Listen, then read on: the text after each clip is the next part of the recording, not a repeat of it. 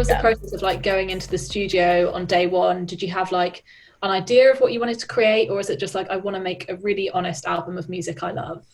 No, yeah, we had no idea, honestly. We just went into it and we were like, let's just make what we feel and think and what feels right and let's run with it. And it slowly started conceptualizing into life support, and it slowly started becoming like this world and this thing that was like, I was going through genuinely a really, really tough time when we were creating this album. I had just been diagnosed with borderline personality disorder. I was like in and out of a lot of just dark mental states, and I was in therapy like 3 times a week, which, by the way, therapy is amazing and everyone should be in therapy once a week at least. But I was just in a really, really dark fucking place, and like I wanted to genuinely die. And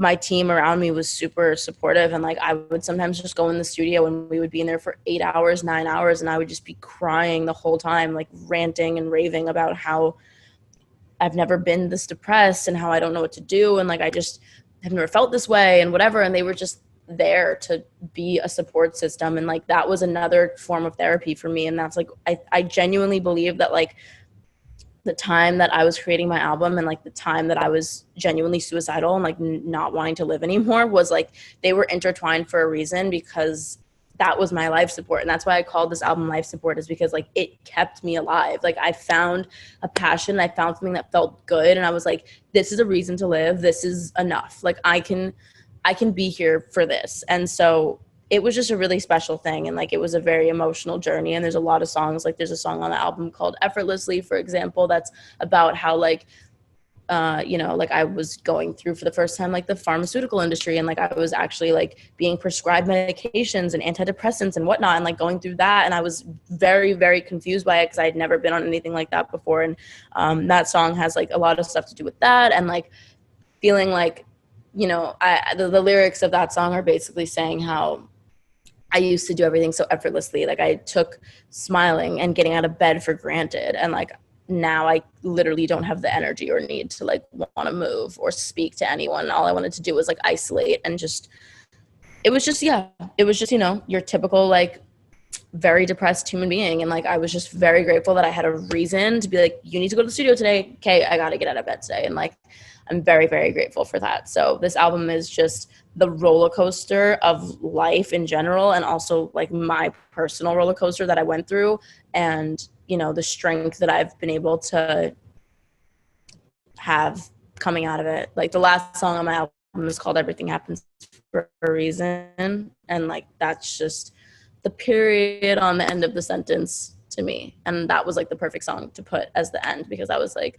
you know what, I went through a really, really tough time, but it all happened because now I'm sitting here today as somebody who takes mental health very seriously, as someone who doesn't ignore the signs, as someone who reaches out to people. And I'm glad that I was chosen to go through a shitty time, because I feel like it made me a better person. So, yeah. I'm so sorry to hear you went through all of that. And I was going to ask, because obviously recovery isn't linear, but now when you sit down and you listen to the album, can you look back and can you be like, I'm so proud that I managed to get through all of that, and I can see how the album helped me? Absolutely. It makes me very, very, very abundantly proud to like, I actually have my year anniversary on August 26th of being a year clean of self-harm. And like I just feel super proud of where I'm at and like where I've landed, and I try to like take each day with a grain of salt and like, focus on the good that might come and not dwell on the bad. And I just, I always say to people who might be struggling, and, anyone watching this who might be struggling, like, I just hope tomorrow is better for you. That's like that's kind of been like my mantra during my depression, during like, even today, like being someone who actually genuinely, I feel like I've overcome the biggest hurdle that I've had. I still obviously have glimpses of really dark days and thoughts and whatever. And, I just always say, like, I hope tomorrow's better. And if I have a really, really bad day, or if a bad week even, like, as long as today is better than yesterday, then, it's okay. And so I hope that anyone listening or watching this feels that as well.